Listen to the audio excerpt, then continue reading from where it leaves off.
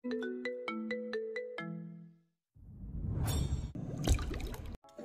এটা কোনোভাবে হতে পারে না।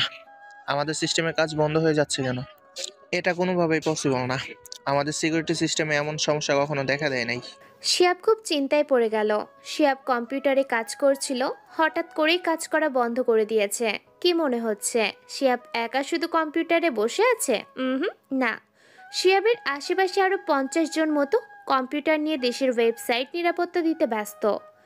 ইউআইডি আন্ডারগ্রাউন্ড ইনভেস্টিগেশন ডিপার্টমেন্ট দেশের একমাত্র সংস্থা যাকে সরকার গোপনে পরিচালনা করে আসছে। দেশের যত রকম নিরাপত্তা আছে সব কিছুই এই সংস্থার মাধ্যমে পরিচালিত হচ্ছে। সেখানে একটা কম্পিউটার কাজ করা বন্ধ করে দিলে সেটা স্বাভাবিক কোনো বিষয় নয়। শিহাব দ্রুত হাসান সাহেবের কেবিনে চলে যায়। হাসান সাহেব ইউআইটি ডিপার্টমেন্টের প্রধান। স্যার, আমাদের কম্পিউটার হ্যাং হয়ে রয়েছে, কোনো কাজই করতে পারছি না। হাসান সাহেব শিহাবের কথায় চমকে উঠলেন। তুমি কি বলছো শিয়াব? এটা কিভাবে হতে পারে? একটা কম্পিউটারে প্রবলেম হওয়া মানে খুব বড় সমস্যা। আমাদের তো এমন হওয়ার কথা নয়। দেশের সমস্ত তথ্য আমাদের কাছে রয়েছে। আমাদের পিছনে তো সীমাহীন হ্যাকার গ্রুপ লেগে আছে। যে কোনো সময়ে তারা সব তথ্য পেয়ে যেতে পারে। চলো দ্রুত দেখে কি হয়েছে। হাসান সাহেব শিহাবকে নিয়ে হলরুমে চলে আসে, কিন্তু এসে যা দেখে সেটার জন্য মোটেও প্রস্তুত ছিল না। ইউআইডি টিমের সবার কম্পিউটারের একই অবস্থা। সব কিছু কাজ করা বন্ধ করে দিয়েছে, এমনকি তাদের সব ডেটা অন্য কোথাও ট্রান্সফার হওয়া শুরু করে দিয়েছে। এটা দেখে হাসান সাহেবের অজ্ঞান হয়ে যাবার পালা। যেটা ভেবেছিল ঠিক সেটাই হলো।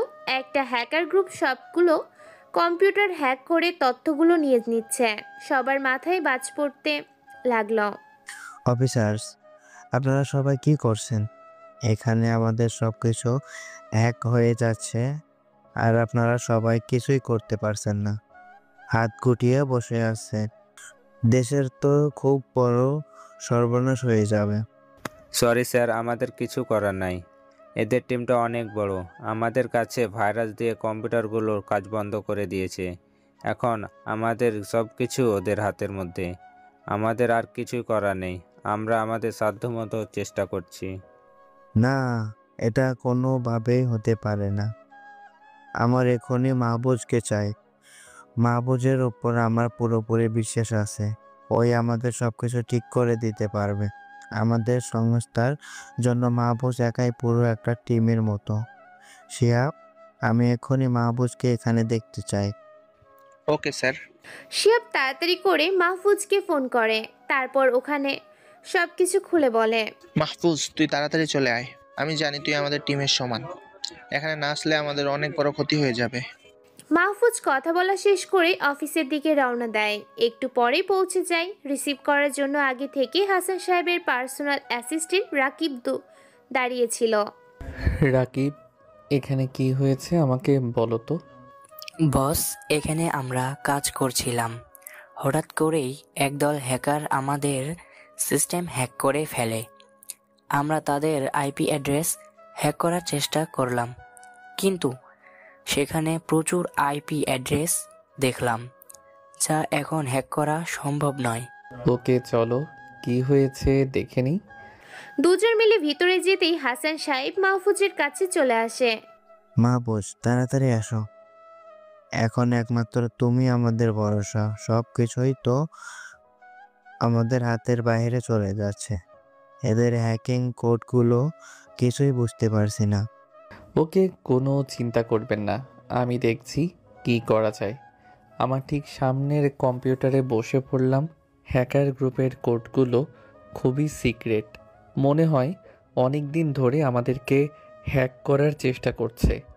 সবগুলো কম্পিউটারের দিকে চোখটা বুলিয়ে নিলাম। গ্রুপটার দুর্বল জায়গার খোঁজ করতে লাগলাম।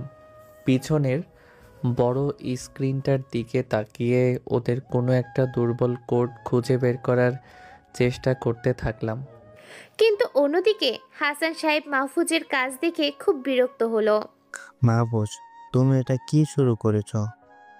যেখানে আমরা সবাই পড়ে আছি যে কিভাবে সবকিছু ঠিক করব, সেখানে তুমি কোনো কাজ না করে একদিকে তাকিয়ে আছো। মাহফুজ হাসান সাহেবের কথায় কোনো রেসপন্স দেয় না, নিজের মতো কাজ করে যাচ্ছে। বেশ কিছুক্ষণ পরে হুট করে কম্পিউটারে বসে যায়। এই শিহাব, এক গ্লাস ঠান্ডা মিল্ক শেক নিয়ে আয় তো। হ্যাঁ, তুই ওয়েট কর, আমি এখনই নিয়ে আসতেছি। মাহফুজ নিজের কাজে বসে যায়। কম্পিউটারের দিকে তাকিয়ে একটু মুচকি হাসি দেয়, কারণ হ্যাকারদের দুর্বল আইপি পেয়ে গেছে। মাহফুজ পকেট থেকে একটা পেন ড্রাইভ বের করে কম্পিউটারে প্লাগ ইন করে দেয়। আর কয়েক সেকেন্ড পরেই পুরো টিমের কম্পিউটারগুলো স্ক্রিন হঠাৎ কালো হয়ে গেল। এটা দেখে তো হাসান সাহেব তো পায়ের নিচ থেকে মাটি সরে গেল। চোখ বড় বড় করে কম্পিউটারের দিকে তাকিয়ে আছেন। তাহলে কি সব শেষ হয়ে গেল? এতদিনের পরিশ্রম সব কেড়ে নিল কোন হ্যাকার গ্রুপ এসে? মাহফুজ, আমার সব শেষ হয়ে গেল। তাহলে কি এখানে তোমাকে ঘোড়ার ঘাস কাটার জন্য নিয়ে এসেছি? জাস্ট স্টুপিড একটা। কিছুই করতে পারলে না তুমি, বলে এত কিছু পারো। আজকে কি দেখালে? এটা তার প্রমাণ?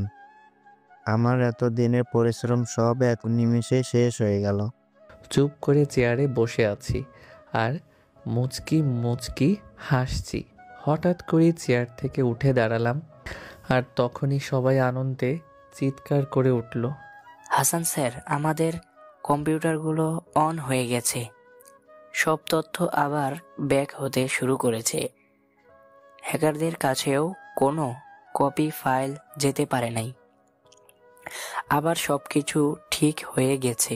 হাসান সাহেব মাহফুজের দিকে অবাক হয়ে তাকালো। মাহফুজও মুচকি একটা হাসি দিয়ে বসে পড়ল। কিন্তু এটা কিভাবে সম্ভব মাহফুজ? তুমি এটা কি করে সম্ভব করলে? যেখানে হ্যাকাররা আমাদের সব কিছুই তাদের নিজেদের আয়ত্তে নিয়ে নিয়েছিল, সেখানে কি করে সব কিছু ঠিক করলে? কেন স্যার, সব কিছু ঠিক করা খুব কঠিন কাজ? আপনার চিন্তিত হওয়ার কারণ তো আমি বুঝতেই পারছি, কিন্তু সব কিছুই যদি এত তাড়াতাড়ি করলে হয়ে যেত, তাহলে এই পৃথিবীতে সবাই সফল হয়ে যেত। দেখুন স্যার, আমি প্রথমে ওদের হ্যাকিং কোডগুলো দেখেই বুঝে গিয়েছিলাম ওদেরকে এখন হ্যাক করে ফেলা পসিবল না, কারণ এতে অনেক সময় চলে যাবে আর সাথে আমাদের তথ্যগুলো। তাই প্রথমে ওদের দুর্বল কোডগুলোর দিকে নজর দিলাম, যাতে করে সেটা ধরেই ওদের ঘায়েল করতে পারি। অবশেষে পেয়েও গেলাম। তখন পকেট থেকে একটা পেন ড্রাইভ বের করলাম, সেখানে আমার তৈরি করা একটা ভাইরাস ছিল। সো পেন ড্রাইভ প্লাগিং করতেই ভাইরাসটা তাদের কাছে চলে যায়। ওদের সিস্টেম ভাইরাসে নষ্ট হয়ে তথ্যগুলো আবার আমাদের কাছেই ব্যাক করলো। Just simple. হাসান সাহেব মাহফুজকে নিজের বুকের সাথে জড়িয়ে ধরলেন। মাহফুজ, তুমি আমাকে মাফ করে দাও। তোমাকে তখন অনেক খারাপ কথা বলেছি, আসলে মাথা কাজ করছিল না তখন। আরে না, আমি কিছু মনে করি নাই। আমি বুঝেছি আপনার অবস্থা। মাহফুজ বস, এই যে আপনার কোল্ড মিল্ক শেক। আরে, এটা হাসান স্যারকেও দাও, আমার জন্য নিয়ে আসতে বলি নাই তো? অবাক হয়ে, হাসান স্যারের জন্য মানে? হ্যাঁ স্যার, যেভাবে রাগ করেছিলেন তাতে তো মাথায় মনে হয় আগুন জ্বলছে। কোল্ড মিল্ক শেক খেলে মাথাটা ঠান্ডা হবে। মাহফুজের কথা শুনে সবাই হেসে দেয়, আর হাসান সাহেবও হাসতে হাসতে মিল্কশেকটা হাতে নেয়। তো স্যার, আমার কাজ তো শেষ হয়ে গিয়েছে, আমি এবার বাসায় চলে যাব। আজকে মনে করলাম একটু বেশি করে ঘুমিয়ে নিব, কিন্তু এই ঘটনা শুনে আর শুয়ে থাকতে পারলাম না। তাছাড়া দেশের বাইরে থেকে এসে বাবা মায়ের সাথে সময় কাটাতে পারি নাই। ও, সেটা এমনি বললেই পারতে, এত কিছু বলার দরকার ছিল না। তুমি সব দিক থেকেই স্বাধীন, যেটাই করবে না কেন আমরা সব সময় সাপোর্ট দিব। যাও, বাসায় চলে যাও। ওকে স্যার, প্রয়োজন হলে আবার তাক দিবেন। নিজের সর্বোচ্চ দিয়ে চেষ্টা করব। তারপর সবার থেকে বিদায় নিয়ে বাসার দিকে রওনা দিলাম। অফিসে আসার আগে আম্মু বলেছিল যে বিরিয়ানি রান্না করছে, তাই পেটের ভিতরে ইঁদুর লাফালাফি করছে। কিছুক্ষণ পরে মাহফুজ বাসায় এসে যায়। দরজায় কলিং বেল দিতেই দরজা খুলে যায়। মাহফুজ তাকিয়ে দেখে সামনে নিশি দাঁড়িয়ে আছে। নিশি মাহফুজের ছোট বোন। কিরে বাদর, তোর কি কাজ শেষ হলো? হ্যাঁ, কাজ তো শেষ হয়েছে, বাট আমাকে এই বাদর বলা বন্ধ করবি কবে? বলতে পারবি আমাকে? কিছুক্ষণ কি যেন ভাবলো। হ্যাঁ ভাইয়া, বন্ধ করতে পারবো। অনেক ভেবে দেখলাম, তুই মরে যাওয়ার পরে বন্ধ করব। ওরে পেতনি মায়া, তোরে আজকে খাইছি। মাহফুজ নিশিকে তাড়া করলো। নিশি অনেক দৌড়ে হাঁপিয়ে গেছে। শেষ পর্যন্ত কোনো উপায় না পেয়ে মায়ের পেছনে গিয়ে লুকালো। আম্মু, এই তোমার বাঁদর পোলাটারে থামাও, আমাকে মারতে আসছে, আর আমি কিছু করি নাই। হ্যাঁ হয়েছে, তুই যদি কিছু না করিস তাহলে মাহফুজ তোকে তাড়া করার কোনো প্রশ্নই আসে না। তুই নিশ্চয়ই ওকে কিছু বলেছিস? না আম্মু, তবা তবা, ওই বাঁদরটারে আমি কিছুই বলি নাই, শুধু শুধু আমাকে তাড়া করছে। আম্মু, এই যে কেবল বান্দর পোলা বললো আমাকে, আমি কোন দিক থেকে বান্দরের মতো দেখতে তুমিই বলো। এই তোদের যা ইচ্ছে হয় তাই কর, আমি আজকে নিশিকে রক্ষা করছি না। মাহফুজ তুই ওকে নিয়ে যা তো। এই তো সুযোগ আজকে পাইছি। শয়তানি একটা হাসি দিয়ে নিশিকে নিয়ে সোফার রুমে চলে আসলাম। ওই পেতনি, এবার আমার থেকে তোকে কে বাঁচাবে? ও দেখো ভাইয়া, এখন আর মারামারি করবো না। তুমি না আমার ভালো ভাইয়া, এখন এসব আর ভালো লাগে না। তুমি এতদিন পরে আসলে, মিষ্টি কোনো কথা না বলে মারছো আমাকে। সরি, মানে একটু বেশিও করে ফেলছি। তো বল, তোর দিনকাল কেমন কাটছে? এতদিন ভালো কাটছিল না, বাট এখন থেকে ভালো কাটবে। তুমি না থাকলে কেমন একা একা লাগে, মনে একটুও টিকতে চাই না। আচ্ছা, এখন থেকে তোর মনকে টিকিয়ে রাখবো। তোর সেই চকলেট আইসক্রিমগুলো এখন থেকে দেখতে পারবি। তো এখন খুশি তো? আমি খুব খুশি ভাইয়া। তোমার কাছে এখন একটা ছোট্ট আবদার করব, আমার আবদারটা পূরণ করবে ভাইয়া? হ্যাঁ বল, তোর কি আবদার? আমি পূরণ করে দিব। ভাইয়া, আজকে আমাকে কলেজে নিয়ে চলো, অনেক দিন হলো তোমার সাথে যাই না। আচ্ছা, তুই খেয়ে রেডি হয়ে নে, আমি তোকে নিয়ে যাচ্ছি। একটু পরে নিশি রেডি হয়ে আসে, ওকে নিয়ে কলেজের দিকে রওনা দিলাম। কলেজটা বেশি দূরে না, তাই যেতে আর দেরি হলো না। কলেজে ঢুকে দেখি একটা বড় বিল্ডিং এর পাশে লোকজন জড়ো হয়ে আছে, আর সবাই উপরেই তাকিয়ে হায় হতাশ করছে। আমি তাড়াতাড়ি নিশিকে নিয়ে সেখানে গেলাম। উপরের দিকে তাকাতে কলিজার পানি শুকিয়ে গেল। একটা মেয়ে বিল্ডিং এর শেষ মাথায় দাঁড়িয়ে আছে। সবাই বলছে সুইসাইড করার জন্য গিয়েছে। নিশি মেয়েটাকে দেখে কেঁদে ফেলে। ভাইয়া, তুমি সীমাকে বাঁচিয়ে দাও। সীমা আমার একমাত্র বেস্ট ফ্রেন্ড। সীমা আত্মহত্যা করলে আমি নিজেকে ক্ষমা করতে পারবো না। ভাইয়া, সীমার কোনো কারণ ছাড়া এরকম করতে পারে না। প্লিজ তুমি ওকে বাঁচিয়ে নাও। নিশির কথা শুনে আমার আর মন টিকলো না। নিশিকে দাঁড় করিয়ে রেখে দৌড়ে বিল্ডিংয়ে উঠতে লাগলাম। নিজের লোকেরা বারবার সীমাকে নেমে আসতে বলছে আর পিছিয়ে যেতে বলছে, কিন্তু সীমা কোনো কথাই শুনছে না। এদিকে মাহফুজ লিফট দিয়ে অল্প সময়ের মধ্যেই ছাদে পৌঁছে যায়। মাহফুজের পায়ের শব্দ পেয়ে সীমা পেছন দিকে ফিরে তাকায়। এই, কে আপনি? এখানে কি জন্য এসেছেন? চলে যান এখান থেকে। আমি আর নিজেকে বাঁচিয়ে রাখতে চাই না। এখান থেকে এক্ষুনি চলে না গেলে আমি ঝাঁপ দিয়ে দিব। এই পাগলি মেয়ে, দেখো এরকম করো না। তুমি আমাকে বলো কি হয়েছে, আমি তোমার সমস্যা ঠিক করে দিব। দেখো তুমি ভুল পথে আগাচ্ছ, এটা তোমার আসল পথ নয়। তোমার সামনে আরও কত উজ্জ্বল ভবিষ্যৎ রয়েছে। তাছাড়া তোমার বেস্ট ফ্রেন্ড নিশি তোমার জন্য নিচে কান্না করছে। দেখো, তুমি এই কাজটা করলে নিশি খুব কষ্ট পাবে। কথা বলতে বলতে সীমার দিকে এগোতে থাকলাম। আমার সামনে উজ্জ্বল ভবিষ্যৎ আছে, এ কথা আপনাকে কে বলল? আমার সামনে উজ্জ্বল ভবিষ্যৎ কিছুক্ষণের মধ্যে নেটে ছড়িয়ে পড়বে, যা আমার জীবনে কলঙ্ক বয়ে আনবে। তাছাড়া কিছুই না। আর আমার শরীর ভিডিও নেটে ছড়ানোর আগেই নিজেকে শেষ করে ফেলবো, যাতে আমার বাকিটা জীবনে কালো ছায়া না নেমে আসে। কথাগুলো বলেই মেয়েটা ছাদ থেকে ঝাঁপ দেয় আর নিচে থাকা লোকজনের হুঁশ উড়ে যায়, কিন্তু মেয়েটা ছাদ থেকে পড়তে পারে না। তাই আগেই মাহফুজ মেয়েটাকে ধরে ফেলে। সীমা মাহফুজকে এলো পাথারি মারতে থাকে। এই তুই আমাকে কেন বাঁচালি? এই তুই আমাকে বাঁচালি কেন? আমাকে ছেড়ে দে বলছি। এই জীবন আমি আর রাখবো না। আমার বেঁচে থাকার কোনো অধিকার নাই। অনেক কষ্ট করে সীমাকে শান্ত করলাম। এই পাগলি মেয়ে, আগে শান্ত হও। আমি তোমাকে কথা দিলাম তোমার সব কিছু ঠিক করে দিব। সীমা কান্না করে দেয়। আপনি আমার সব কিছু কীভাবে ঠিক করবেন? হ্যাঁ, এতক্ষণে মনে হয় আমার নগ্ন ভিডিও পর্ণ সাইডে চলে গেছে, ফেসবুক সহ আরও সব জায়গায় চলে গেছে।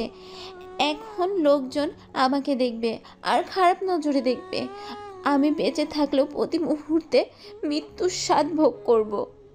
মেয়েটার কথা শুনে কথা বলার ভাষা হারিয়ে ফেললাম। এই মেয়ের নগ্ন শরীরের ভিডিও আবার কে রেকর্ড করে নেট দুনিয়ায় ছেড়ে দিবে? কার এত বড় সাহস যে সীমার সাথে এরকম করবে? তার বেঁচে থাকার কোনো অধিকার নাই। আচ্ছা সীমা, সব কিছু আমাকে খুলে বলো। আমি তোমার জন্য সব কিছু করতে রাজি আছি। সীমা কথা বলতে যাবে ঠিক তখনই নিশি এসে সীমাকে জড়িয়ে ধরে। তারপর হঠাৎ করে সীমাকে কষে কয়েকটা থাপ্পড় মেরে দেয়। সীমা তো কোনো কথাই বলছে না, একভাবে নিশির দিকে তাকিয়ে আছে। ওই কুত্তা হারামি, তোর এত বড় সাহস কে দিয়েছে? তুই নিজের জীবনকে একেবারে তুচ্ছ মনে করিস না? ওই তোকে ছাড়া আমি কিভাবে বেঁচে থাকতাম বল? সরি রে, আমি আর এরকম করব না। সীমা নিশিকে পাশে ঠেলে বসিয়ে দে। মাহফুজ ভাইয়া, এইবার আমার সুসাইড করার পেছনে কারণ শুনুন। আমাদের কলেজে একটা ছেলে, যে এই কলেজের নেতা, ওর নাম তামিম। বড় বড় পার্টির সাথে ওর হাত আছে। বেশ কয়েকদিন ধরে আমার পেছনে ছুটেছে আর প্রেমের প্রস্তাবও দিয়েছে, কিন্তু আমি সরাসরি না করে দিয়েছি। কিন্তু ভাইয়া, এই তামিম থেমে থাকে নাই। আমাদের প্রায় সময় খারাপ চোখে দেখতো, খারাপ কাজ করার ইঙ্গিত দিত। এভাবে আস্তে আস্তে তামিমের প্রতি আমার ঘৃণা হয়ে যায়। একদিন অসহ্য হয়ে ওকে চড় মেরে দেই, আর সেই আমার জীবনের কাল হয়ে দাঁড়ায়। আজকে কলেজে আসার পর তামিম আমার সামনে এসে দাঁড়ায় আর ওর ফোনটা বের করে একটা ভিডিও প্লে করে। সেটা দেখে আমার তো প্রায় অজ্ঞান হারানোর জোগাড়, কারণ সেটা আমার নগ্ন দেহের ভিডিও ছিল। আমি যখন মেয়েদের কমন রুমে গিয়ে কাপড় চেঞ্জ করছিলাম, তখন কেমন করে যেন তামিম সেটা রেকর্ড করে নেয় আর আমাকে বলেছে ভিডিওটা নেটে ছেড়ে দিবে। সীমার কথাগুলো শুনে মাথায় আগুন উঠে গেল। এই নিশি, এই তামিমটা কে রে? আমাকে এক্ষুনি দেখা। নিশি মাহফুজের দিকে তাকিয়ে ভয় পেয়ে যায়, কারণ মাহফুজের চোখ মুখ রাগে লাল টকটকে হয়ে গেছে। নিশি ভয়তে ভয়তে বলল, চলো ভাইয়া, তোমাকে নিয়ে যাচ্ছি। নিশি মাহফুজকে নিয়ে কলেজের ক্যাম্পাসে যায়, কিন্তু তামিমকে কোথাও দেখতে পায় না। শুধু তামিমের দলের কয়েকটা ছেলে দাঁড়িয়ে আছে। নিশি ওদেরকেই দেখিয়ে দেয়। মাহফুজ দৌড়ে গিয়ে একটা ছেলের কলার চেপে ধরে। এই তামিমের চামচা বল, তামিম কোথায়? আরে তুই কে? আর আমাকে এভাবে ধরলি কেন? তুই কিন্তু জানিস না যে আমি কে। ছেলেটাকে কয়েক তরফা মাইর বসিয়ে দিলাম, সাথে সাথে নাক ফেটে রক্ত পড়তে লাগলো। এই তামিমের চামচা, তাড়াতাড়ি বল তামিম কোথায়, না হলে এখানেই পুঁতে রেখে দিব। মাহফুজের কথা শুনে বাকিরা মারতে চলে আসে, কিন্তু মাহফুজ সবাইকে মেরে মাটিতে শুয়ে দেয়। তারপর আবার ছেলেটার কলার ধরে।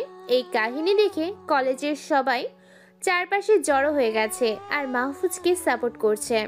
এই চামচা, তামিম কোথায় তাই বল। হা হা, বলছি। আমাকে আর মেরো না প্লিজ।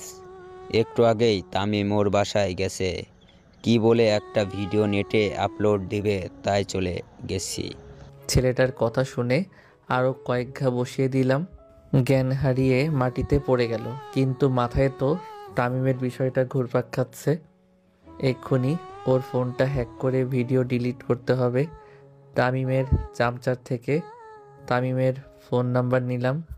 এই নিশি, গাড়ি থেকে ল্যাপটপ নিয়ে আয়। নিশি দৌড়ে গিয়ে ল্যাপটপ নিয়ে চলে আসে।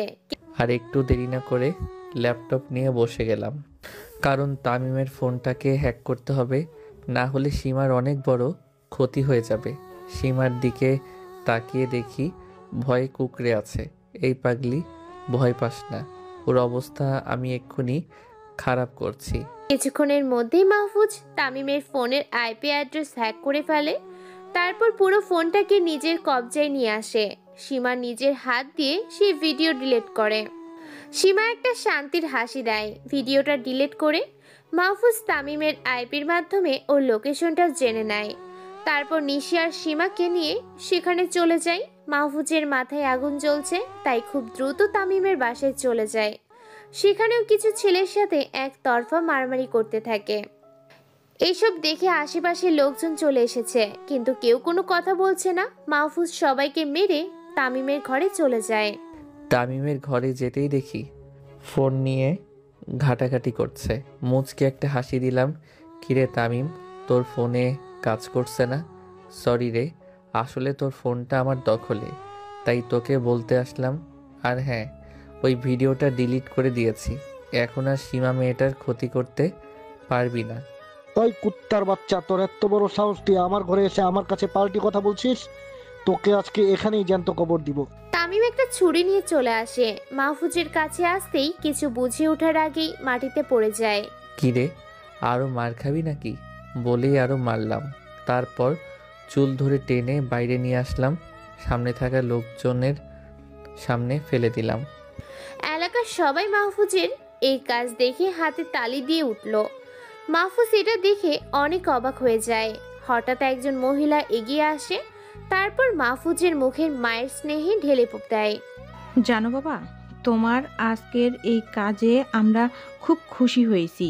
এই শয়তান আমার মেয়েকে প্রেমের প্রস্তাব দিয়েছিল, কিন্তু মেয়েটা গ্রহণ না করায় নগ্ন ভিডিও নিয়ে নেটে ছেড়ে দেয়, যার কারণে আমার মেয়েটা আত্মহত্যা করে নেয়। বলি খুব কান্না করতে থাকে। মাহফুজ মহিলাকে শান্ত করে। আন্টি, আমি যতক্ষণ এই এলাকায় আছি একটা ক্রাইমও হতে দিব না, আর কোনো মেয়ের নগ্ন ভিডিও পোস্ট হবে না। সবাই নিশ্চিন্তে থাকুন। নিশিদের কলেজে নামিয়ে দিয়ে তামিমকে নিয়ে অফিসে চলে গেলাম, তারপর পুলিশের হাতে দিয়ে দিলাম। হাসান সাহেব দূর থেকে মাহফুজকে দেখতে পেয়ে এগিয়ে আসেন। কি মাহফুজ, হঠাৎ এখন অফিসে চলে আসলে যে? কোনো সমস্যা হয়েছে কি? হ্যাঁ স্যার, দেশে আজকাল মেয়েদের আত্মহত্যার পরিমাণ বেড়ে যাচ্ছে। তার সূক্ষ্ম একটা কারণ হলো কিছু মেয়ে বখাটে ছেলেদের প্রেমের প্রস্তাব রিজেক্ট করে দেওয়া, আর যার পরেই মেয়েরা আত্মহত্যার দিকে ঝুঁকে যাচ্ছে। তোমার কথাটা ঠিক বুঝলাম না, একটু ক্লিয়ার করো তো।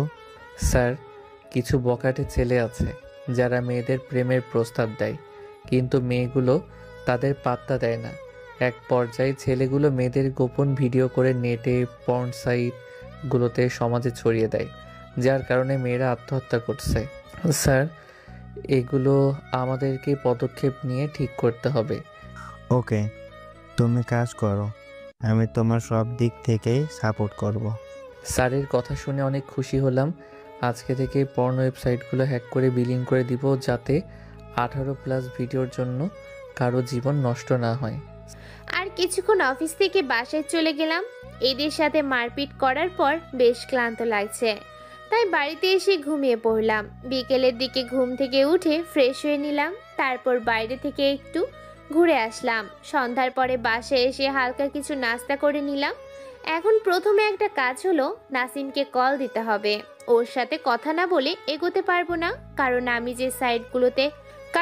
যে সাইটগুলোকে হ্যাক করব সেগুলোর জন্য কারোর তো সাহায্য লাগবে, কারণ নাসিম হলো আমার পরে হ্যাকার জগতে বাস করে। নাসিম এখন নেটে অ্যাক্টিভ আছে, তাই আর দেরি না করে নাসিমকে ফোন করলাম। হ্যালো ভাইয়া, কেমন আছেন আপনি? এই তো নাসিম, আমি খুব ভালো আছি। তোমার কি অবস্থা? ভাই, এই তো দিন চলে যাচ্ছে। তো এতদিন পর হঠাৎ আমাকে ফোন করলেন যে, কোনো জরুরি বিষয় আছে নাকি? হ্যাঁ নাসিম, একটা জরুরি বিষয় আছে। আমাদের কিছু 18+ সাইট হ্যাক করতে হবে, না হলে আমাদের যুব সমাজ ধ্বংস হয়ে যাবে।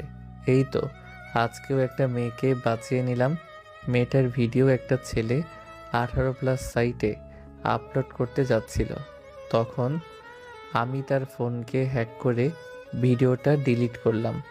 ভাই, আপনি একদম ঠিক কথা বলেছেন। আজকাল এইসব জিনিসের কারণে মেয়েদের সংকীর্ণ অবস্থা, তাদের জীবন হুমকির মুখে পড়েছে।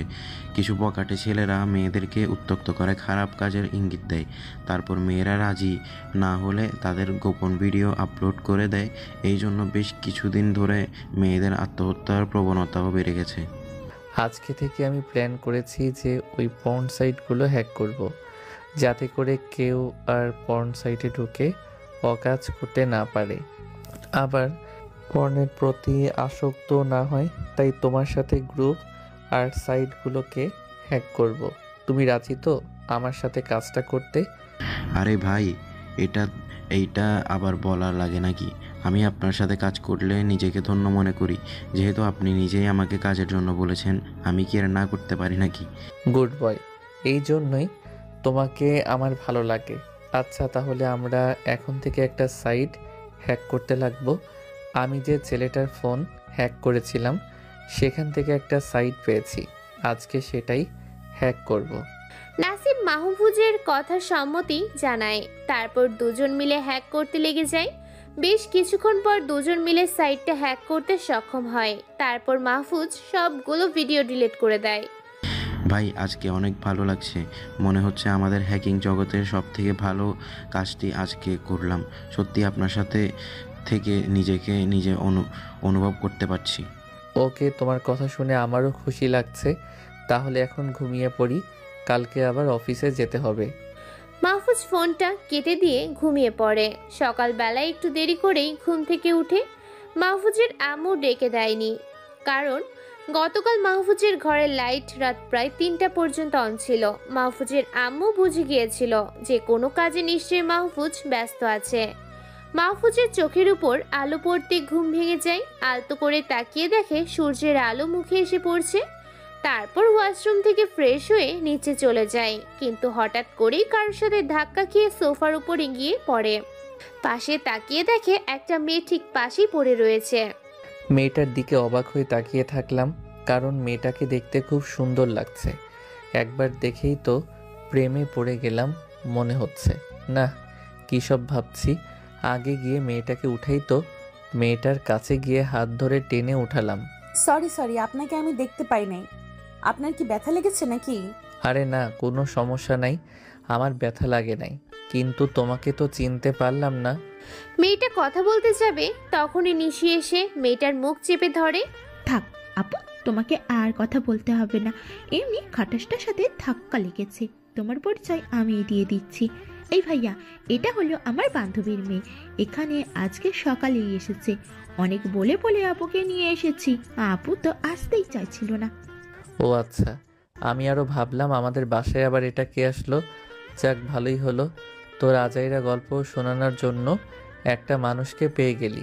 নিশি মাহফুজের কানের কাছে মুখ নিয়ে, ভাইয়া রে, এটা শুধু আমার গল্প শোনার মানুষই না, তোর গল্প শোনারও মানুষ বানিয়ে দিব, ভাবিও হতে পারে আমার। বলেই নিশি একটা দুষ্ট হাসি দিল। নিশির কথা শুনে তো চোখ আমার চরক গাছে উঠে গেল। আরে নিশি, বলেটা কি?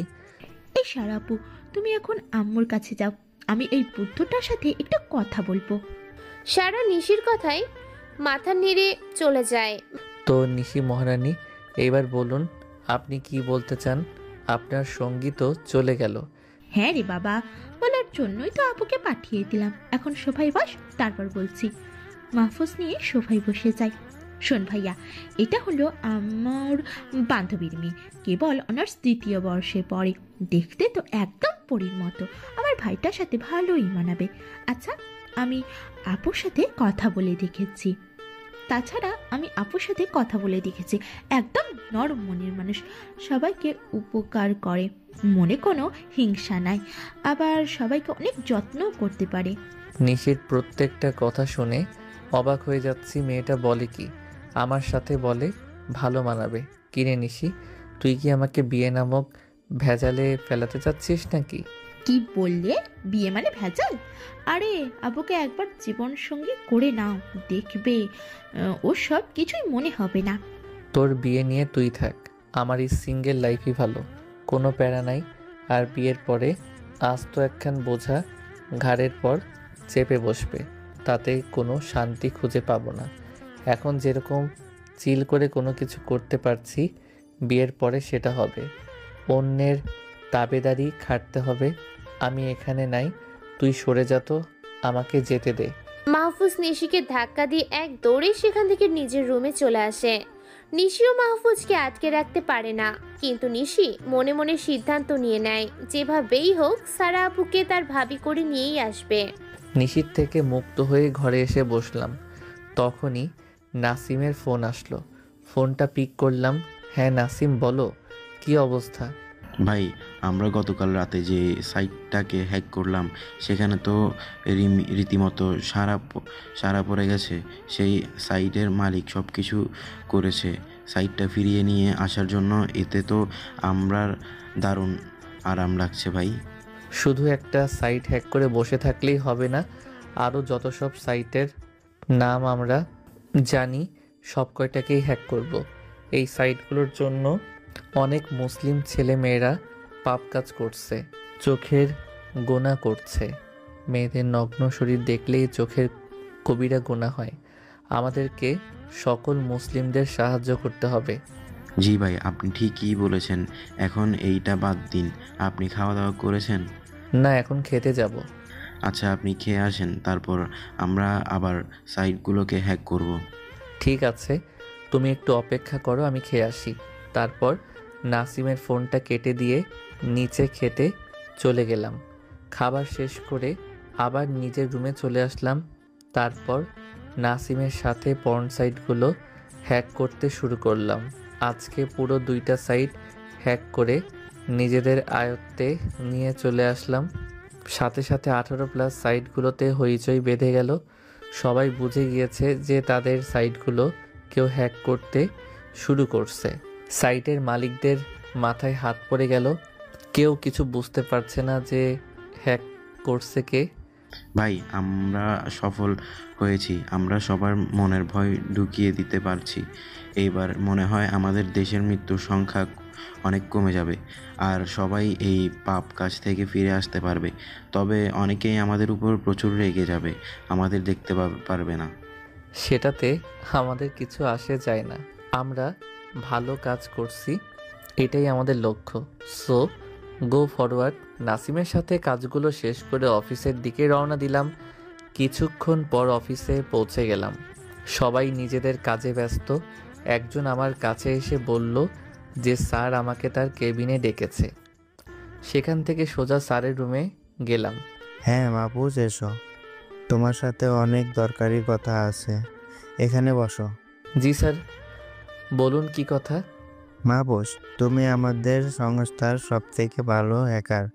হ্যাকিং ছাড়াও অন্য সব কাজে তোমার দক্ষতা অসাধারণ।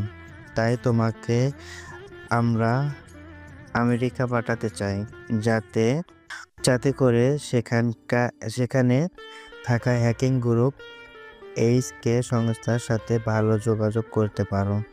এই সংস্থার সাহায্য আমাদের অনেক প্রয়োজন। তারা সহজে কাউকে সাহায্য করতে চায় না, কিন্তু আমি জানি তুমি তাদেরকে ম্যানেজ করে নিতে পারবে। এইচকে মানে হ্যাকিং কিং সংস্থা, যাদের কাছে বিশ্বের প্রায় প্রতিটি দেশ মাথা নত করে আছে। সে তো একটা ভয়ঙ্কর হ্যাকার সংস্থা। তাহলে আপনার প্ল্যানটা কি? আমার প্ল্যানটা অনেক বেশি বড়। আমাদের দেশের সাথে বাহিরের কিছু দেশ পাঙ্গা লড়ছে। সবাই আমাদের দেশের সাইবার সিকিউরিটির উপরে আক্রমণ চালাচ্ছে, আমাদের হিমশিম খাইয়ে ছাড়ছে। তাই আমি চাচ্ছি হ্যাকার কিং সংস্থার কিছু লোক আমাদের দেশে আসুক আর আমাদের সাথে প্রোটেকশনের কাজ করুক। স্যার, এইবার আপনার কথা আর প্ল্যান দুইটাই বুঝতে পারছি। হ্যাঁ, আমি আমেরিকায় যাব। দেশের জন্য যা যা করতে হবে সেটা আমার জীবন দিয়ে হলেও করব। আমি কবে যাচ্ছি স্যার? মাহফুজ, তুমি পরশু রাতের ফ্লাইটে চলে যাবে। আমি সমস্ত কিছুর ব্যবস্থা করে দেব, কিন্তু সাবধান, এইচকে গ্রুপের সিকিউরিটি কিন্তু খুব কড়া। তোমাকে অনেক সতর্ক হয়ে যেতে হবে। স্যার সেটা আমার উপরে ছেড়ে দেন। ওদেরকে কেমন করে মানিয়ে নিতে হয় সেটা খুব ভালো করেই জানি। আপনি ওসব নিয়ে একদম চিন্তা করবেন না। তো মাহফুজ, তোমাদের ওয়েবসাইট হ্যাকিংয়ের কাজ কেমন চলছে? স্যারের কথা শুনে অবাক হয়ে গেলাম। স্যার জানলো কি করে যে আমরা হ্যাকিং করছি? স্যার আপনি কি করে জানলেন যে আমরা হ্যাকিং করছি? এটা তো শুধু আমার আর নাসিমের মধ্যেই চলছে। মাহফুজ, তুমি বলে যেও না যে আমি তোমার স্যার। তোমার সব কর্মকাণ্ডের দিকে আমি নজর রাখি। তবে হ্যাঁ, যে কাজটা করছো সেটা অনেক ভালো, কিন্তু একটু সতর্ক থেকো, কারণ ওই সাইটগুলোর অ্যাডমিন তোমাদেরকে ক্ষতি করার চেষ্টা করবে। স্যার কোনো সমস্যা নেই, আমরা সেরকম কোনো নর্মাল হ্যাকার নই যে খুঁজে বের করে ফেলবে। আমাদের টিকিটাও ছুঁতে পারবে না। আচ্ছা তাহলে আমি এখন বাসায় যাই, আমাকে তো প্রস্তুত হতে হবে। ওকে মাহফুজ, তুমি যেতে পারো। নিজের শরীরের খেয়াল রেখো। স্যারকে বিদায় দিয়ে বাসার দিকে রওনা দিলাম। পথে কয়েকটা আইসক্রিম কিনে নিলাম। নিশির আবার আইসক্রিম খুব পছন্দ, হয়তো স্যারাও পছন্দ করবে। সবাই মিলে মজা করে খাওয়া যাবে। একটু পরেই বাসায় পৌঁছে কলিং বেল বাজালাম। সারা এসে দরজা খুলে দিল। ও আপনি এসেছেন? বাইরে দাঁড়িয়ে না থেকে ভেতরে চলে আসুন। ভিতরে গিয়ে সারার দিকে তাকালাম। আচ্ছা সারা, নিশি কোথায় আছে? ও নিশিতে একটু ছাদে গিয়েছে, বলে ঘরে ভালো লাগছে না, তাই ছাদে গিয়েছে। আচ্ছা ঠিক আছে, আমিও ছাদে যাচ্ছি। আর সারা তুমিও ছাদে চলে এসো, কাজ আছে তোমাদের সাথে। আচ্ছা ঠিক আছে, আপনি যান, আমি আসছি। আস্তে করে ছাদে চলে গেলাম। নিশি ম্যাডাম দেখি ছাদের রেলিং ধরে দাঁড়িয়ে আছে। পিছন থেকে গিয়ে ওকে উঁচু করে ঘোরাতে লাগলাম। নিশিত চমকে উঠল। এই এই ভাইয়া, আমি পড়ে যাব তো, আমাকে নামিয়ে দাও প্লিজ। আমার অনেক ভয় করছে, পড়ে যাব তো। ও বাবা, কয়েকদিন আগেও যে এমন করলে খুশি হতো, আজকে তার এত ভয় কই থেকে আসলো? নাকি কোনো কিছু নিয়ে ভয় পেয়ে আছিস? সত্যি বলতো আমাকে। আরে ভাইয়া, তোমার হঠাৎ করে কি হয় বলো তো? আমার কিছুই হয়নি, আর কোনো কিছু নিয়েও ভয় নেই। আরে ভাইয়া, তোমার হঠাৎ করে কি হয় বলো তো? আমার কিছুই হয়নি, আর কোনো কিছু নিয়েই ভয় পেয়ে নাই আমি। হঠাৎ করে পিছন থেকে এসে জড়িয়ে ধরলে তো, তাই অনেক ভয় পেয়েছি। ও আচ্ছা ঠিক আছে। নিশিকে নামিয়ে দিলাম, আর তখনই সারা ছাদে আসলো। পকেট থেকে দুজনের জন্য আইসক্রিম বের করে দিলাম। দুজনে তো অনেক খুশি আইসক্রিম দেখে। একদম ঠিক ধরেছিলাম, সারাও আইসক্রিমের পাগল। আপনাকে অনেক ধন্যবাদ, এই চকলেট আইসক্রিম আমার অনেক পছন্দের। হ্যাঁ সবই তো বুঝলাম, কিন্তু তোমাকে এখনো ঠিক মতো জানতে পারি নাই। আর আমার বাসায় কেউ থাকবে কিন্তু তার সম্পর্কে কিছুই জানবো না, এটা আমার একটু পছন্দ না। ও আচ্ছা ঠিক আছে, আমার সম্পর্কে বলছি। আপনি তো অলরেডি জানেনই যে আমি আপনার আম্মুর বান্ধবীর মেয়ে। আপনি যখন দেশের বাইরে ছিলেন তখন আপনার পরিবার আমাদের বাসায় ঘুরতে যায়, আর তখন থেকেই সবার সাথে আমার খুব ভালো সম্পর্ক, বিশেষ করে নিশির সাথে। আর আমি এবার অনার্স 3য় বর্ষে লেখাপড়া করছি। হ্যাঁ এইবার তোমার সম্পর্কে মোটামুটি জেনে নিলাম। এই নিশে আমি তো পরশু আমেরিকার উদ্দেশ্যে রওনা দিব। আমার জন্য ভালো কিছু রান্না করবি, যাতে দেশে না আসা পর্যন্ত খাবারের স্বাদ মুখে লেগে থাকে। ভাইয়া, তুমি আবার দেশের বাইরে চলে যাবি? না, তাহলে তো আমি আবার একা হয়ে যাব। সারাপু একদিকে আমাকে মাতিয়ে রাখতে পারবে, কিন্তু তুই না থাকলে বাড়িটা ফাঁকা ফাঁকা লাগে। তাছাড়া তুই একবার কোনো কাজে যাবি? আমেরিকার একটা হ্যাকার গ্রুপের সাথে মিটিং করতে যাব, হ্যাকিং নিয়ে কাজ করতে হবে। সারা মাহফুজের কথা শুনেই চোখ বড় করে ফেলে। আপনি হ্যাকিং নিয়ে কাজ করবেন মানে আপনি হ্যাকার? ও মাই গড, আমি তো বিশ্বাসই করতে পারছি না। আচ্ছা, আপনি কি এইচকে গ্রুপে যাচ্ছেন নাকি, যাদের কাছে বিশ্বের প্রায় প্রতিটি দেশ মাথা নত করে আছে? হ্যাঁ আমি সেখানেই যাচ্ছি, কিন্তু তুমি সেটা কি করে বুঝতে পারলে? আমেরিকার হ্যাকার গ্রুপকে আমি খুব ভালো করেই চিনি। আচ্ছা, আপনি হ্যাকার সেটা আগে বলেননি কেন আমাকে? তোমাকে বলবো কেমন করে তাই বলো? তুমি আমাদের বাসায় মাত্র কয়টা দিন আসছো। যাই হোক, আমি আমেরিকা চলে যাচ্ছি, আমার বোনের দিকে একটু খেয়াল রেখো। ও আবার একা থাকতে পছন্দ করে না। না, এটা নিয়ে আপনাকে কোনো চিন্তা করতে হবে না। আমি নিশিকে আমার সাথে নিয়ে রাখবো। আপনি নিশ্চিন্তে যেতে পারেন। এই যে সারা, তুমি আমাকে আপনি করে আর বইল না, তুমি করেই বলবে এখন থেকে। আচ্ছা ঠিক আছে।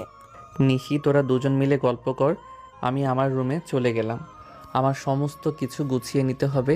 ওদের থেকে বিদায় নিয়ে রুমে চলে আসলাম। তারপর ল্যাপটপ অন করে নাসিমের সাথে 18+ সাইটগুলো হ্যাক করতে লাগলাম। আজকেও 3টা সাইট হ্যাক করে ফেলছি। মনের মধ্যে অনেক শান্তি লাগছে। সমস্ত কাজ শেষ করতেই স্যারের ফোন আসলো। জি স্যার, বলুন কি সাহায্য লাগবে? না মাহফুজ, আমার কোনো সাহায্য লাগবে না। তোমাকে ফোন করছি কারণ তোমার পাসপোর্ট রেডি হয়ে গেছে। পরশু তুমি আমেরিকা যাবে। আমাদের একজন গোপন এজেন্ট হয়ে তোমার আইডি কার্ড দেখালে ওদের আন্ডারগ্রাউন্ড অফিসে তোমাকে নিয়ে যাবে। তাছাড়া তোমাকে ওরা বন্দি করে ফেলবে। যেভাবে হোক ওদেরকে ম্যানেজ করে আমাদের দেশে আসার জন্য অনুরোধ করবে। একবার যদি ওদের কয়েকজন হ্যাকারকে নিয়ে আসতে পারো তাহলে সব সমস্যা শেষ করে ফেলতে পারবো। স্যার, আপনি কোনো চিন্তা করবেন না। আমি জানি কিভাবে এসব সংস্থাকে নিজের কবজায় নিয়ে আসতে হয়।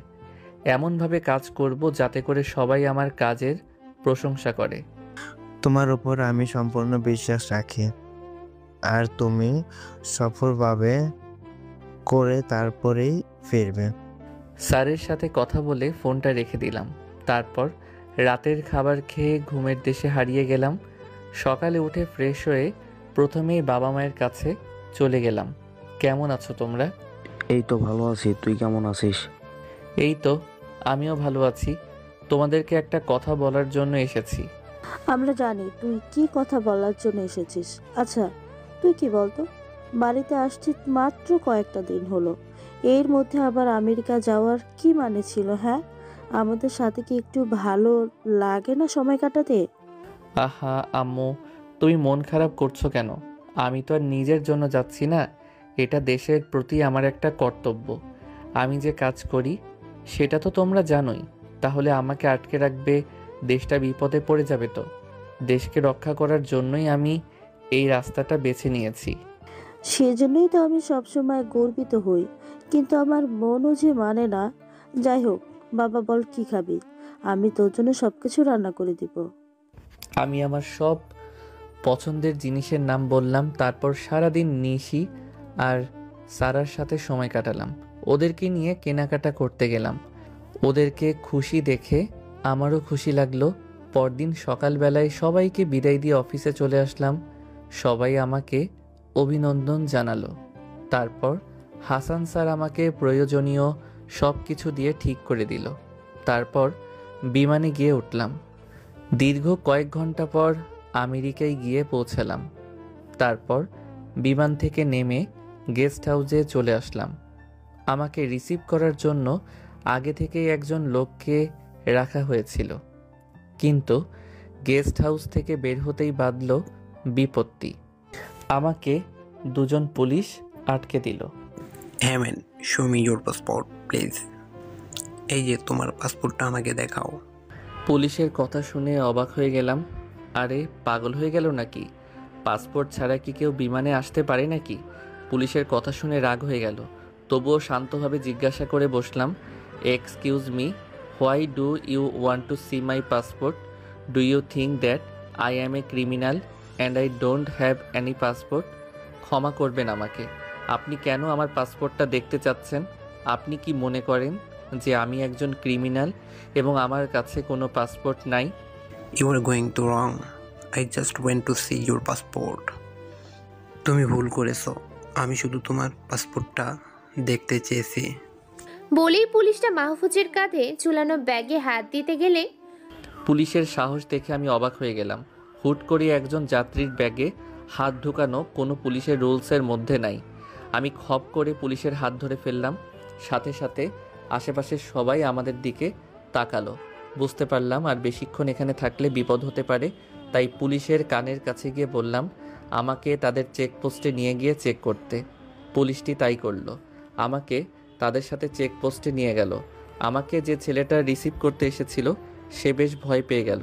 আমি তাকে সান্ত্বনা দিলাম, hey boy, don't be worry, everything will be okay, but you have to wait some time and just C.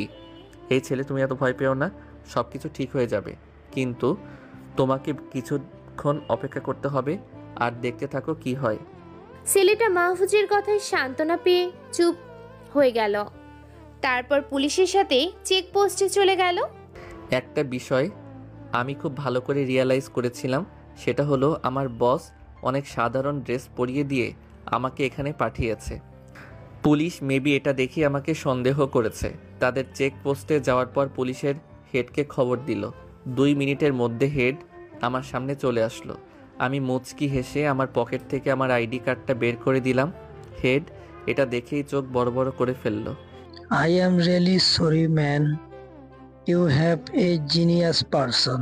তারপর হেড আমার সম্পর্কে সবকিছু খুলে বলল। কি ভাবছেন আমার সম্পর্কে সব কিছুই বলে দিয়েছে? আরে না, তারা তো জানেই না যে আমি কোথায় কোন কাজের জন্য যাচ্ছি। শুধু আমি একজন হ্যাকার আর একটা গুরুত্বপূর্ণ প্রজেক্ট নিয়ে এসেছি, শুধু সেটাই বলেছে। তারপর সবাই আমার কাছে ক্ষমা চাইলো আর আমার জন্য স্পেশালভাবে যাওয়ার ব্যবস্থা করে দিল। ওদের থেকে বের হয়ে আমার খুব ভালো লাগছে। একটু পরেই এইচকে হ্যাকার গ্রুপের অফিসে পৌঁছে গেলাম, কিন্তু বাইরে থেকে কোনো সাজসজ্জাই দেখতে পেলাম না। সাধারণ মানুষ এটাকে সাধারণ অফিস ভাববে বাইরে থেকে দেখলে, কিন্তু এর মূল কাজ চলে আন্ডারগ্রাউন্ডে। আমি ছেলেটার সাথে ভিতরে চলে গেলাম, কিন্তু সিকিউরিটি গার্ড থামিয়ে দিল। কিন্তু ছেলেটা কিছু ইশারা দিতেই গার্ড ছেড়ে দিল। তারপর আমাকে নিয়ে তাদের মূল কার্যালয়ে চলে গেল। সেখানে যেতেই অবাক হয়ে গেলাম, এত বড় প্রজেক্ট চোখের সামনে আসতেই শরীরে একটা ঝটকা খেলাম। তারপর আমার আইডি কার্ড দেখে সবাই বুঝে গেল আর আমাকে অতিথি হিসেবে আপ্যায়ন করলো। তাদের সাথে বেশ কিছুক্ষণ থাকার পরে হাসান সাহেবের দেওয়া একটা চিঠি দিলাম তাদের কাছে। তখনই সবাই আমাদের উদ্দেশ্য বুঝলো। অফিসার কিছুক্ষণ চুপ করে থাকলেন কথাটা শুনে, তারপর যা বললেন সেটা শুনে চোখ কপালে উঠে গেল। এই প্রতিষ্ঠানের সাথে এটা হলে বাকিগুলো কি করবে? শুনুন মাহফুজ সাহেব, আমাদের এই প্রতিষ্ঠানটি সরকারের একটি গোপনীয় সংস্থা হিসেবে কাজ করে। আর হ্যাঁ, বিশ্বের কাছে এটিকে সবচেয়ে ভয়ঙ্কর হিসেবে গড়ে তুলেছি। আমরা কাউকে ভয় পাই না, কিন্তু আমাদেরকেও দেখলাম একটা হ্যাকার ভয় পায় না। যেখানে আমার সংস্থায় সবচেয়ে ভয়ঙ্কর হ্যাকাররা কাজ করছে, সেখানে তাদেরকে বুড়ি আঙ্গুল দেখিয়ে আরেকটা হ্যাকার আমাদের ডেটা চুরি করে নিচ্ছে। এজন্য একটু সমস্যায় আছি, বেশ চিন্তিত আমি। অফিসারের কথা শুনে থমকে গেলাম। স্যার, আপনাদের মতো সংস্থার ডেটা চুরি করছে? তাহলে আমাদের মতো ছোট সংস্থারা বাঁচবে কি করে? আর হ্যাঁ, চিন্তা করো না, হ্যাকারটা আমাদের মেন সার্ভারে প্রবেশ করতে পারে নাই। বেশ কিছু ছোট ছোট ডেটা চুরি করেছে, সেটা কোনো ব্যাপার না। কিন্তু আমাদের ভয় হচ্ছে যদি সে মেন প্রোফাইলে ঢুকে যায়। তোমার সম্পর্কে তোমার বস আমাকে বলেছিল, তোমার উপর সম্পূর্ণ ভরসা হয়ে গেছে আমার। তুমি একটু চেষ্টা করে দেখো যে হ্যাকারটাকে আটকাতে পারো কিনা, তাহলে তোমার জন্য সরকারের কাছে আবেদন করতে পারবো। এখন গিয়ে রেস্ট নাও, আর কিছু প্রয়োজন হলে জানাবে। ওকে স্যার, আপনি যেমন বলবেন। তারপর একজন স্টাফ আমাকে ভিআইপি একটা রুমে নিয়ে গেল। সেখানে সব কিছুরই ব্যবস্থা ছিল। আমি ভেবেছিলাম যে একটা ল্যাপটপের কথা বলবো, কিন্তু সেটার আর প্রয়োজন হলো না, কারণ ল্যাপটপ আর কম্পিউটার দুইটাই ছিল। ফ্রেশ হয়ে এসে কিছু খেয়ে নিলাম, তারপর বাড়িতে ফোন করলাম। নিশি অনলাইনে বসেছিল, ফোন করার সাথে সাথে রিসিভ করলো। কিরে পাগলি, কেমন আছিস? এই তো ভাইয়া, তোমায় ছাড়া যেরকম থাকি আর কি। এই পাগলি, মন খারাপ করছিস কেন? আমি আর অল্প কয়েকদিনের মধ্যেই ফিরে আসব, তুই কোনো চিন্তা করিস না। আর মন খারাপ তো করবি না। তুই মন খারাপ করে থাকলে এখানে আমার কাজে মন বসবে না। তোর সাথে তো সারা আছে, ওর সাথেই সময় কাটিয়ে নে। হ্যাঁ ভাইয়া, সারাবো একদম আমার মনের মতো, আমার সাথে বন্ধুর মতো চলাফেরা করে, আমার কখনো মন খারাপ হতে দেয় না। ভালো একজনকে কাছে পেয়েছি, তবে লাইফ টাইমের জন্য বানাতে পারলে ভালো হতো। কি ভাইয়া, রাজি তো? ওই নিশি, আবারও এই শুরু করলি? এখন কাছে থাকলে তোর ওই বাহারি চুলটা ঘুটে দিতাম।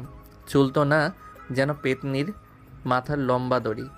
ভাইয়া ভালো হবে না বলছি, কিন্তু আমার চুলকে নিয়ে কোনো খারাপ কথা বললে আমি তোমাকে। থাক থাক, রেগে লাভ নাই। তুই তো আমার আদরের বোন, রাগলে কি তোকে ভালো দেখা যায় বল? বাই দ্য ওয়ে, বাবা মা কেমন আছে রে? হ্যাঁ ভাইয়া, বাবা মা দুজনেই খুব ভালো আছে, আর তোর দেশে ফিরে আসার অপেক্ষায় আছে। তাছাড়া এই নাও, আম্মু আসছে, কথা বলো। তারপর আম্মুর সাথে কথা বলে মন শান্ত হলো। বাবা এবং সারা এর সাথেও কথা বললাম। সবার সাথে কথা বলা শেষ করে ঘুমিয়ে পড়লাম। বিকেলবেলায় একজন স্টাফ এসে আমাকে ডেকে নিয়ে গেল। অফিসার আমার দিকে এগিয়ে আসলেন।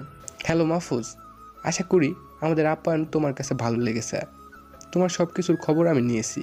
তোমার দক্ষতা শুনে আমার দেশের প্রধানমন্ত্রী খুশি হয়েছেন। সে তোমাকে একটা অফার করেছে, সেটা করতে পারলে এখান থেকে হ্যাকার নিয়ে যেতে পারবে। জি স্যার, আমি রকম অফারে রাজি আছি। আমাকে শুধু বলেন কি করতে হবে। তুমি আমাদের কয়েকজন অভিজ্ঞ হ্যাকারদের সাথে মিলে ওই অচেনা হ্যাকারটাকে শেষ করবে। ওর আইপি অ্যাড্রেস নষ্ট করে দিয়ে লোকেশন ট্র্যাক করবে, আর সরকারের হাতে ধরিয়ে দেওয়ার জন্য পিছন থেকে আমরা কাজ করব। জি স্যার, এটাতে আমি রাজি আছি। আমার টিমকে আমার কাছে দিয়ে দিন, আর কাজটি আমি এখনই শুরু করব। একটি রুম রেডি করেন আমার জন্য, আমি সেখানেই কাজ করব। অফিসার অল্প সময়ের মধ্যে একটি রুম রেডি করে দেয় আর এইচকে গ্রুপের সব থেকে ভয়ঙ্কর কয়েকজন হ্যাকারকে দিয়ে দেয়।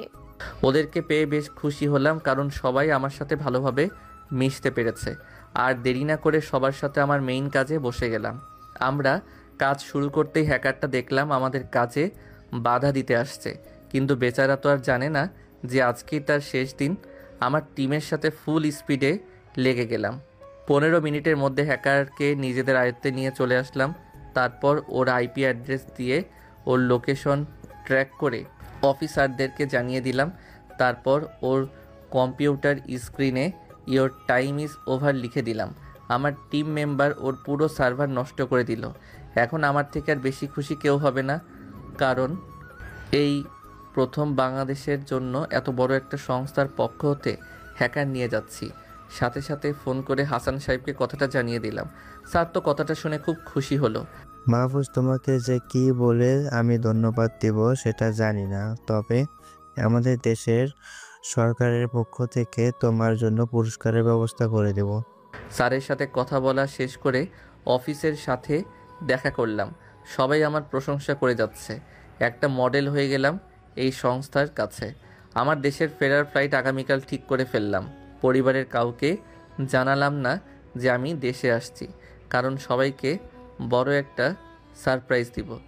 মাহফুজ সাহেব, আপনি সত্যি আমাদের অনেক বড় একটা উপকার করলেন। আপনার কথা আমরা কখনোই ভুলতে পারবো না। স্যার, এমন করে বলবেন না। আপনারা আমার শিক্ষক। আপনাদের এই সামান্য বড় কাজটুকু করে দিতে পেরেছি, সেটাই আমার জন্য অনেক। আচ্ছা চলেন, আপনাকে এয়ারপোর্ট পর্যন্ত দিয়ে আসি।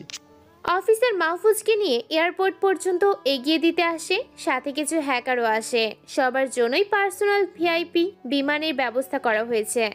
মাহফুজ সবাইকে বিদায় দিয়ে দেশের দিকে রওনা দেয়। নিজের মনে যেন অন্যরকম একটা ফিল হচ্ছে। বাকি হ্যাকারগুলো বেশ খুশি, কারণ তারা বেশ কয়েকবার বাংলাদেশের নাম শুনেছে, কিন্তু যাওয়ার সুযোগই হয়নি। এই সুযোগ পেয়ে তারা অনেক খুশি। বেশ কয়েক ঘন্টা সফরের পর অবশেষে বিমানটি এসে বাংলাদেশ এয়ারপোর্টে ল্যান্ড করে।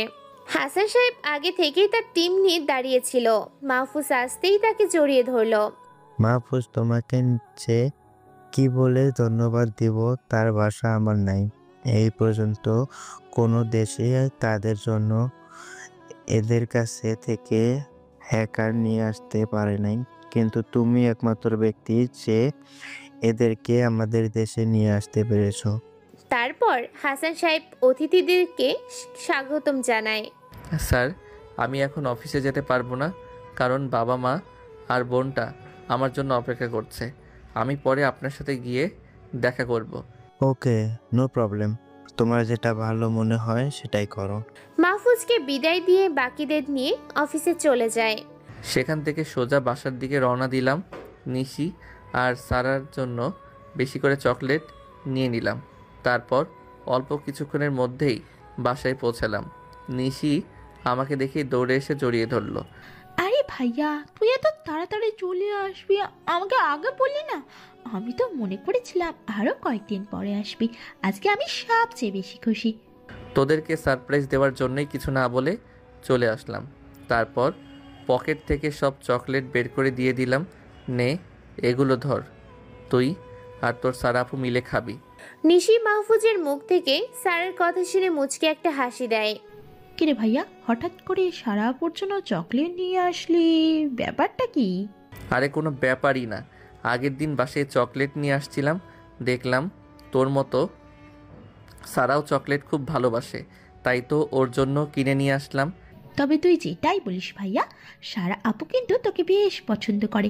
তুই যাওয়ার পর থেকে অনেকবার তোর সম্পর্কে জানতে চেয়েছে, আমিও খোলাখুলি সব ডিটেলস বলে দিয়েছি। হ্যাঁ, খুব ভালো করছস। নিশির পিছন থেকে বাবা মা আমাকে দেখেই চলে আসে। আম্মু মাহফুজকে জড়িয়ে ধরে, আরে বাবা, তুই আমাদেরকে না বলে আজকে চলে আসলি যে? বলেই কান্না করে দেয়।